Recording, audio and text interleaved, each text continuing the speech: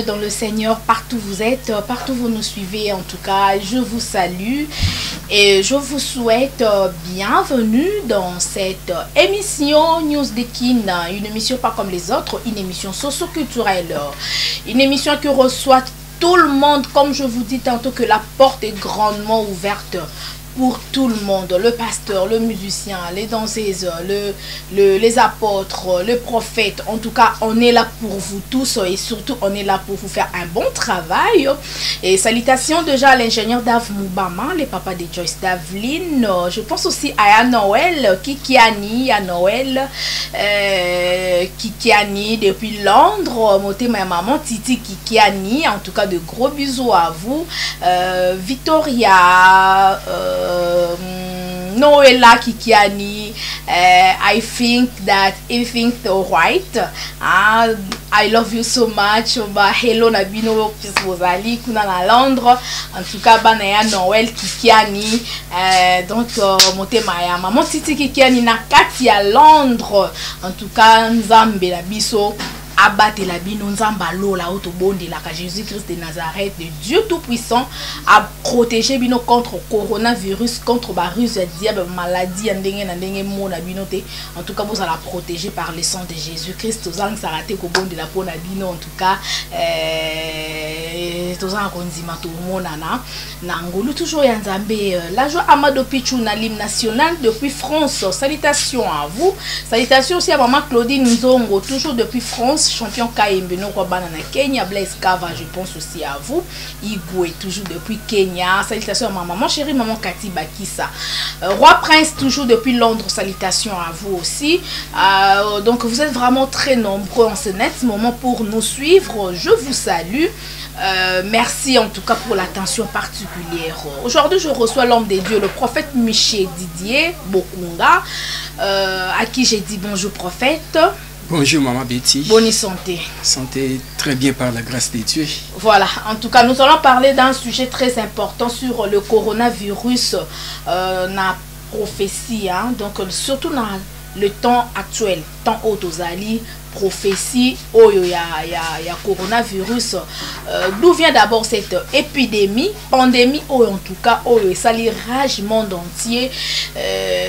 Côté vraiment sécheresse, si je peux le dire ainsi. Tout ça vraiment la carte, il y a confinement, missa les athées, église les athées.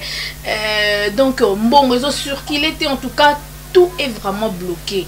Alors, on me qu'on partager dans l'homme de Dieu. En tant que prophète, pour babi na moment où toza ne photo e baba prophète baza wapi. Ba prophète ba ebisa biso makambo tozo mona eza ndenge nini. Et surtout l'artiste Koffi Olomide na nzembo asali a lobi coronavirus assassin ba pasteur kutu bazo longa yango. Donc coronavirus est longi na ba pasteur. Et longi ba occultiste. Donc tout me qu'on réfléchit là-dessus. Pourquoi artiste à Coco penser tina niveau alors tous en a mon sein nzambe to meka un peu ko partager na ce sujet l'homme de Dieu meka na ko yebisa biso d'abord coronavirus en tant que prophète ozo jijango comment.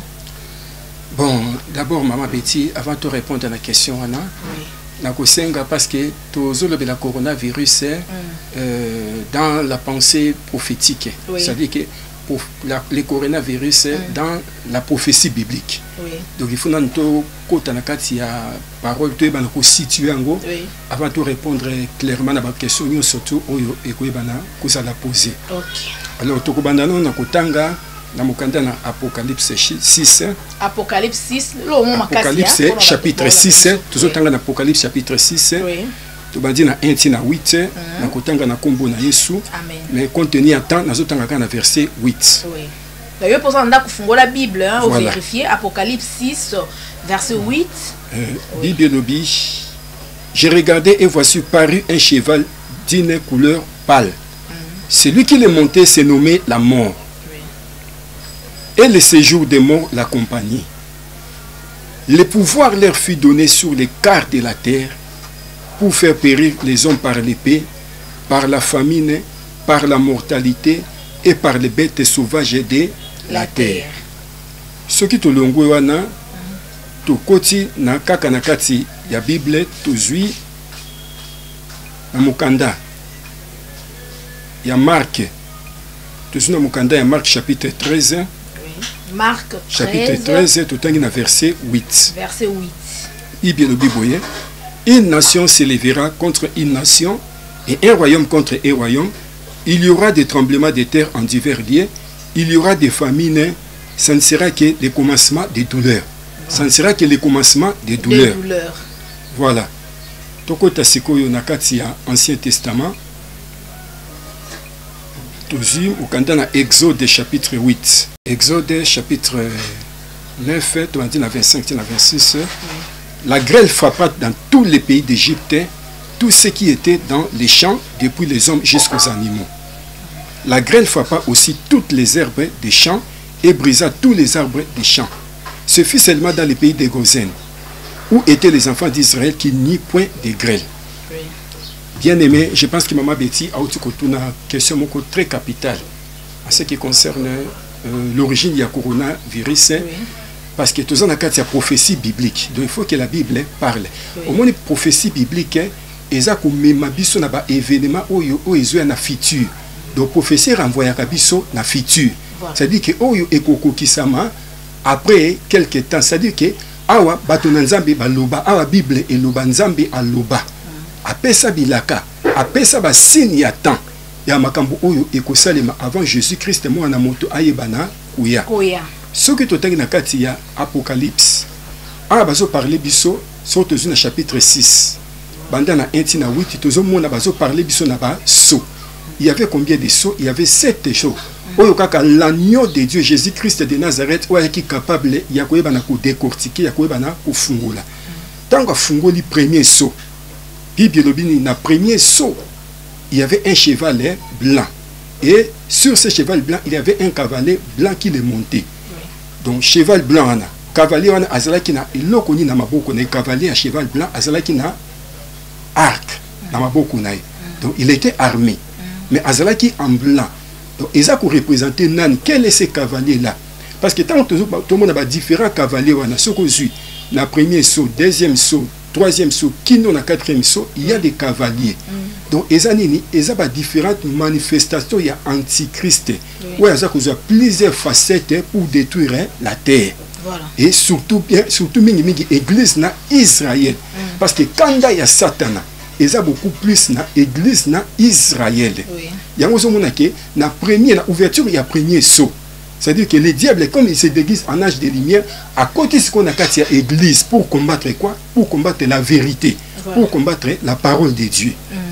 Vous savez, mais nous avons combattre parce que n'oublions pas, Jésus-Christ est l'agneau de Dieu. Voilà. Et en tant qu'agneau de Dieu, il a quatre faces. Donc, à la face, il y a lion, à la face, il y a veau, à la face, il y a moto, à la face, il y a agneau, il y a aigle. Vous avez il n'y a pas bimi à combattre. Vous avez le premier agneau, premier cavalier. Abimi à combattre comme les lions. Voilà. Oh, les lions, quand ils régissent dans la forêt, c'est le silence. Oui. Donc, pour rassurer l'église, que Azanabiso a côté kabisoté, malgré infiltration, il y a diable, où il y a combattre l'église, où il y a combattre la vérité, où il y a s'infiltrer dans cette église. Surtout que la deuxième ouverture, il y a ça, le deuxième cavalier, il est en rouge et il est monté sur les cheval rouges. Qu'est-ce qu'il a à la main? Il a l'épée. Voilà. Oh, l'épée, c'est une arme. Donc c'est un guerrier. Il y a qu'à exterminer et il y a qu'à s'égorger. Antichrist et les diables ont provoqué la guerre mondiale.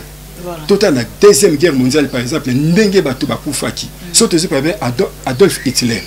Asa image ya Antichrist. Où a exterminé qui bateau et à s'emprunter qui peut mingi la deuxième guerre mondiale en Israël. Tout le monde va juif ndenge ba kufaka. Et puis dans l'église.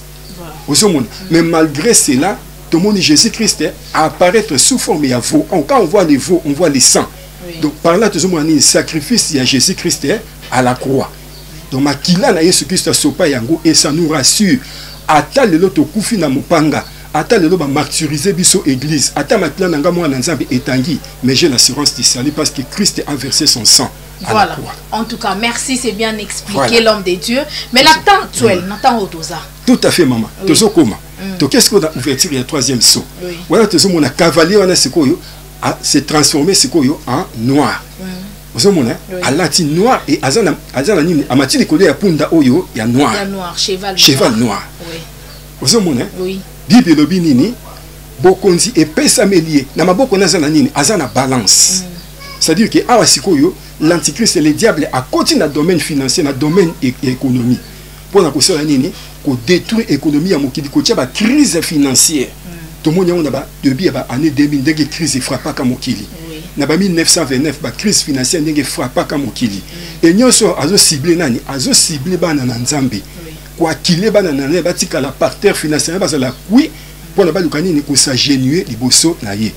Boni lelo bana nzambe belé même basala nzambe belé lelo o ba fléchir genou devant les diables à cause ya ba bien matériel. À cause ya bambongo ya mokili oyo.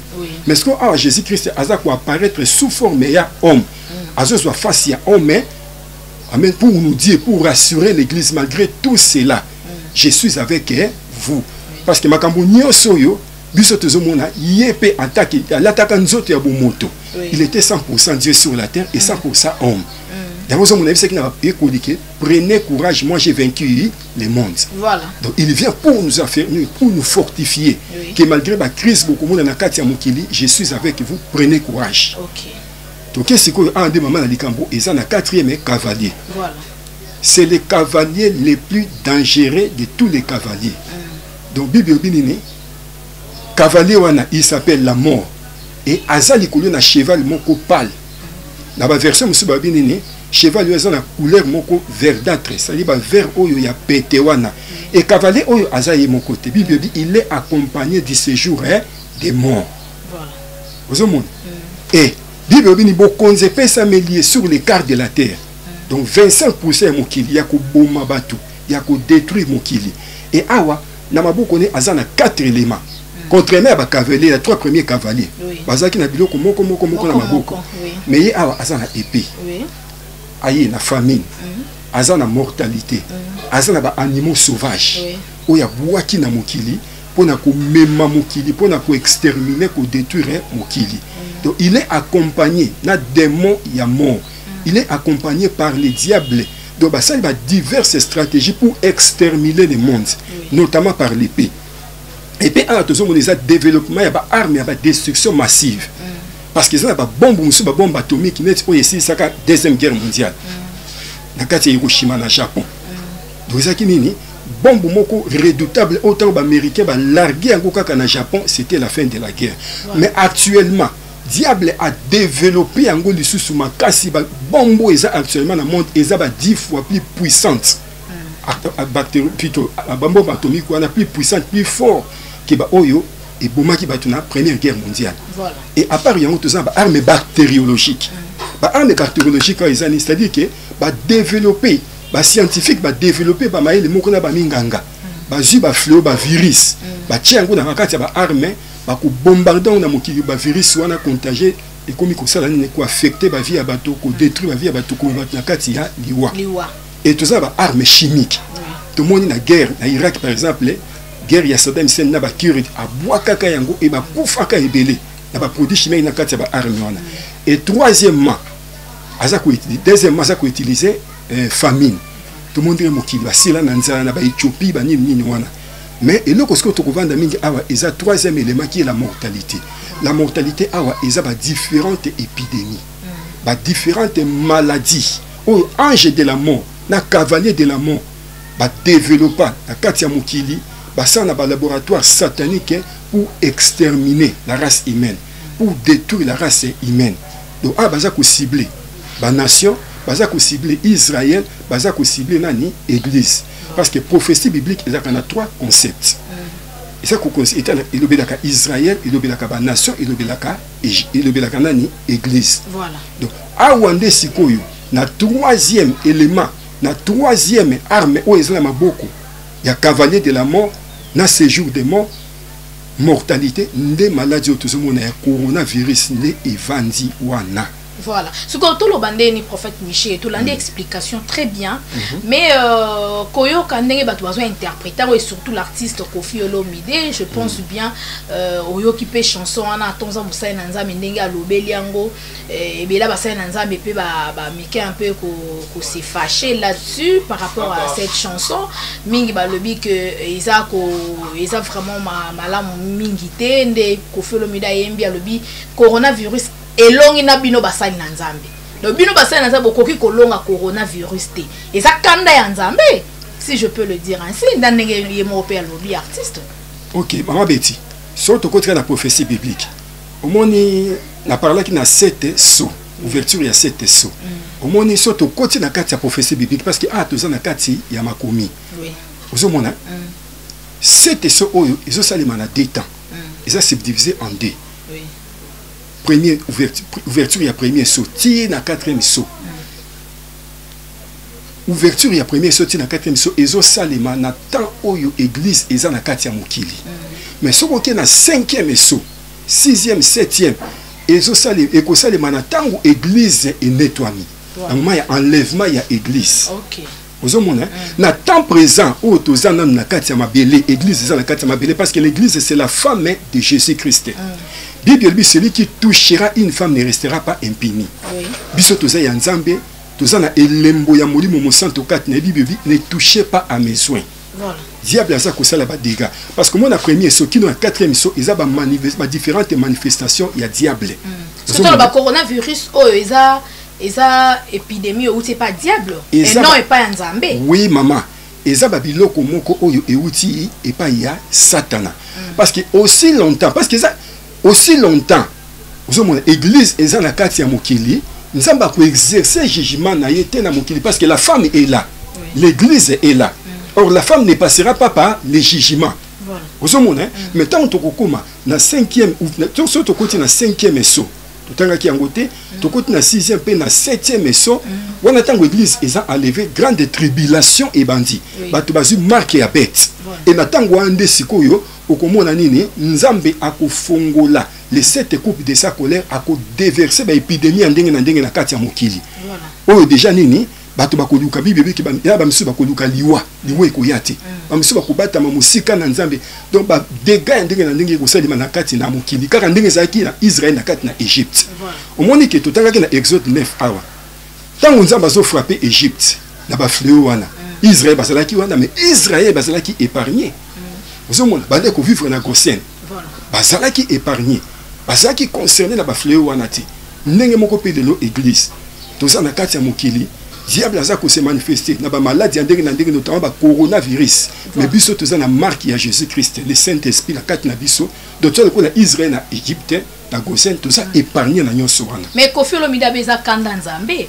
Na yo qui peut presque pe batu mususu ebele balobi ke ono coronavirus wana a tes épidémies ou c'est pas diable mais ça peut kanda nzambe kiti surtout na ba occidentaux façon na bango ko se comporter bango pona bango Dieu n'existe pas ba ondo sala nyonso balingi mwasi na mwasi bazo bala na mibali na mwasi ko bala même na mbwa mibali na mbe bazo bala na en tout cas et comment qui vraiment trop c'est trop. Quand Nzambo ekitaki na sera kala otoyoka pe na Sodome na Gomorrhe yango ekiti penza. Maman Betty, au monde Bible le dit tout ce qui a été, tout ce qui était et ce qui sera. Vous avez mon voilà. Dans Matthieu 24, Jésus a parlé biso sur ba signe à temps. Ndenge nini ekosalema avant il y a quelques signes à temps notamment à parler qui na époque ya Sodome na Gomorrhe na temps ba Noé. Ndenge nini mibali na ibali bande ko balana et albi avant il pas ya ba makambo na ekosalema. Voilà. Ils ont un signe à temps. Et l'église, et disons, monde et où échapper dans la biloko wanati. Vous savez, à l'église, tu monter dans le créneau, tu bon délit. Parce que c'est la prophétie, il faut qu'on qui s'en voilà. Vous savez, un pasteur Moubre, la télévision que je respecte beaucoup. Azo bakino biso to ko bon de la ballon na Congo awa ekotate. Parce que mariage gay, ils ont payé belé dans le monde de fauteuil yango. Vous savez, ba éliminer ba occultiste wana. Parce que mbongo belé ba gay wana. On va en jeu pour convaincre le gouvernement en place, ce qu'on dit pour appliquer en PCB non. Voilà. Alors, vous avez pour y aller au Congo. Maman Betty, c'est la prophétie. Oui, non, Maman Betty. Les temps de la fin. Et ça va signe, il y a temps de la fin. Kita mata ekokota partout. Prophétie bakangaka yango te. C'est Jésus-Christ qui l'a dit, ce n'est pas moi. C'est dans la Bible, c'est repris dans la Bible. Ça va signer tant on dit ce mona yango. Te ba ki mona moto sa ini kalate azakuya. Et Bible le bitan tout ça makambunya so na ce n'est que le commencement des douleurs. Et ça ne va pas citer. Et je le répète encore, église ils ont nakati mabele église nanu to nettoie miti. Voilà. Oh, nzamba za na kanda na ye déjà, nzamba za déjà ba fleur oyo abombi. Natango église et ko nettoie et ko zala dans les airs avec l'agneau. Vous mona et natango wana tango nzamba za ko fungula ba fleur. Oyo ezana na 7e na 7e mission, ouverture ya 7e mission. Okomona ba différents fléaux ndenge nzamba ko frapper mokili. Il y a terrible Bible banda mokili banda ba passa ne wana na mokili kotika la kozate o tozo yoko ba coronavirus eza maseki o eza ne ba pasite yango nazo yebiso yo mwana na nzambe yo za kulandanga ata yo oza na kati ya mokili pour toi Dieu n'existe pas, je te dis que Dieu existe, répands-toi. Tant que kopesa bon moni na Jésus-Christ yango nous devons nous sauver de cette génération perverse. Yo poza mwana na nzambe kangama na nzambe zala kango nyonso tout. Na kati en bonne intimité dans Nzambe, cultiver intimité wana na Nzambe. Zala en bonne communion dans Nzambe parce que Jésus-Christ revient bientôt. Mokola koya ngana yo toyebite. Ba malade otozomona o eza grand signe attend de la fin. Que Yesu kalate azakoya. Si d'abord mon Seigneur Nzambe lobi très bien que ba fléau tozomona oyo il faut éco-kisama. L'épidémie, tout le monde a pour ça, signe attend de la fin que Jésus-Christ revient bientôt. Mais, ndenge bana nzambe lolo ba kotisi ko banga surtout na makambo ya coronavirus oyo. En tout cas, na éviter l'homme de Dieu. Moi que mingi pe na moment oyo bazo perdre déjà ba espoir, mingi baza sous na konzima lisusu te, surtout na ndenge basai na nzambe mususu ba lobi coronavirus le 31 mars et aussi là tout le monde le 31 mars et l'équipe au comité na mois d'avril mais coronavirus c'est aussi la kakate tozo kaka ba to ezo matakaka 10 000 personnes ba koufi 10 000 morts oh 8 000 on a 24 heures mususu na 48 heures donc na minute autozali je sais pas où ça basai na nzambe nini o bazo landa biso partout dans le monde et puis bana na nzambe bon eloko na ko saba na nzambe Tobanga eloko mon côté. Moi surtout que nous sommes 91.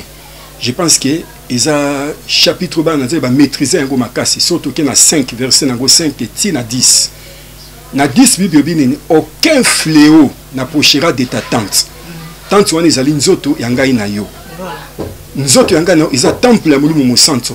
Ils a temple ya coronavirus c'était. Naza ko rassurer yo longo la kubanga. Au moins na Job Bible besoin de ba ce que je crains, c'est ce qui m'arrive. Ce que je redoutais, c'est ce qui m'atteint. Et quand on a 5 wana na tsomme 91 wana na 6 Bible za koloba ete tu ne craindras point la contagion qui frappe en plein midi. Donc maladie wana eye pona ngai na yo te. Wana za fabrication ya monde ya ténèbres. Fabrication ya occultiste. Oyo baza koluka ba succès na bango sur le plan ba industriel, ya ba business na bango bazo luka niveau ya makila moko ba sengi bango. Oyo bazo sacrifier pa nzambe na bango oyo azali satana et okomona sima tango bakokokisa nombre wana okomona po o kisi nango emonani o vaccin nango emonani.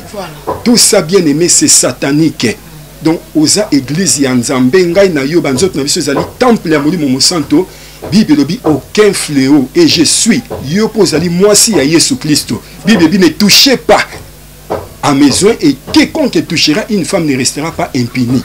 Cette femme là c'est ngai ezali yo. Voilà. En tout cas, merci beaucoup l'homme de Dieu. Donc pour dire que coronavirus oh Kofi Olomide lobi et logi même basai lanzambe boyango. Donc tout le baké. Mais ils ont basai lanzambe mususu oyo à lobi peliloba et la chose directement et kokisami. Tout à fait. Mais côté à coronavirus c'est comme si basai lanzambe mongouye kitimo kete bo. Maman Betty, mon Bible, Dieu est derrière la parole de son serviteur pour l'accomplir. Effectivement. Oui, bien la carte à Israël. Sur le token dans Mokanda, il y a un chronique, chapitre 21, verset 12. Quand dans l'ensemble qui était dans la carte à Israël, à l'époque, il y a roi David. David a ça qu'il y a s'est payé ça quand Nzambe était dénombrement. Et Nzambe pendant 3 jours a frappé Israël. Dans une épidémie, il y a peste. Ce qui fait que 70 000 personnes bakufaki. David tanga moni yango a se repentisaki. Azwaki ba ancien na ye, balataki cendre, c'est-à-dire balati putulu, balati basaki basimilier liboso na Nzambe. Ba gêner pendant 3 jours, ba luke longi na Nzambe, ba leli. Bazwaki résultat mon côté. Si Nzambe ye kotinda ange ne ayebisi bango, yebisa David, akende kotumbela ngai mbeka na esika songolo. C'était au pays de Moria. Tanga matina ngomba tumbeli Nzambe mbeka. Asali ba action de grâce pa ya Nzambe, bible bini Nzamba kitaki ayebisi David j'aimerai pas. Et fléau ana ekatana kimbala moko. Voilà. Sur le na kati ya Bible na Exode. Sur le na chapitre 7 ti na 12. Okomona nini? Tango Nzambe aza ko juger la nation ya Égypte. Nzambe ayebisi Moïse kende yebisa na Pharaon. Moi mutu na tinzo, c'était Dieu qui parlait hein? Voilà. Parce que Moïse parlait comme ça avec Dieu bouche à bouche, oui. Sans témoin. Moïse akei ngande na tinzio okosala boyiboso na Pharaon soka boyi okofrapper okosala miracle okotombo la verge na yo ema ekokoma makila soka moni ma ekoma makila Pharaon ko libérer bino. OK. Moïse akendaki premier tour asalaki yango ma ekoma makila te koma kité. Voilà, merci beaucoup. Ekoma makila, est-ce qu'à libérer qui peut plaire? Voilà. À libérer qui va. En tout cas, merci beaucoup. Voilà. Mais quand est-ce que maman, quand est-ce que Pharaon a dit ko céder? Et c'est là qu'il y a une dernière plie. Voilà. Merci. 12. En tout cas, voilà, tu dans la prochaine émission. Okay. Parce que vraiment, il est temps, c'est de l'argent. Nous sommes obligés de boucler cette émission. Alors, pour finir, un dernier message. Nous avons ce numéro de contact pour la bande de cognon. Nous avons besoin de sujet des prières. Nous avons quelques salutations pour ton commis déjà dans cette émission. Ok, vraiment, que Dieu soit loué. Tous que vos cœurs ne se troublent. Point. Tous en akimia, bien aimé, Kubanga, Eza qu'on a vu sur Bananzambete, Kubanga, Eza arme puissante, il y a Satana. Ou Eza qu'on utilise la dernière minute pour la maladie, Eza fabriqué, monté de toutes les pièces dans le monde, il y a ténèbres. Numéro de téléphone. Donc là, Kubanga, et avant d'appeler ça numéro à contact, je salue en passant les bien-aimés, les pasteurs Olivier Témétémé, les pasteurs visionnaires de l'église Rehoboth, les gardiens des lâches. Oui, à Pessa Kaba typologie, oui, à Sopa Kaba allégorie sauvage, vraiment Nzambe Apambolayo, et c'est qu'aux alliés, bien aimé Mukanza, Joël Mapangila, Maman France Moussinibi, Dekoban surtout à Rehoboth, ma chérie Irène et le Kwikisu, Bananangai, Nzamba Pambolabino, et peuple de Dieu, Biscan Souboza Kolanda Bisso, de par le monde entier, Bande Konangai, Bibi Chempia, Mami Chombokuna na Londres, Mama Pongel na France, Mama Edith na États-Unis, Bino son Nzamba Pambolabino, et le numéro à contact, ils allaient simple, plus 243, oui. 91, oui. 017, oui. 30, 21. Voilà. Na bandeli plus 243, 91, 017 30 21. Voilà, merci beaucoup. C'est aussi affiché hein, devant vos écrans. De l'autre côté, c'est bien écrit prophète Miché. Hein, donc 0243, donc 91 017 30 21. On appelle l'ingénieur Daf Moubama, le papa de Just Davli, a affiché les bisous en Wana. Si on a un problème, ils ont tout ça, il y a prière, on a besoin de Zambé, il y a prophète Miché Bokunga, vraiment à délivrer à Kangola, on a un problème, ils ont tout ça. En tout cas, n'hésitez pas au bien numéro, on a bien comme na WhatsApp, azara toujours en ligne, bon solo, on a un problème à Mikanda, on a un problème, il y a Moussala, on a un problème à la Kobota, voyage, visa, oh, on a un problème, Songolo Pakala. Ma maison marchait bien té.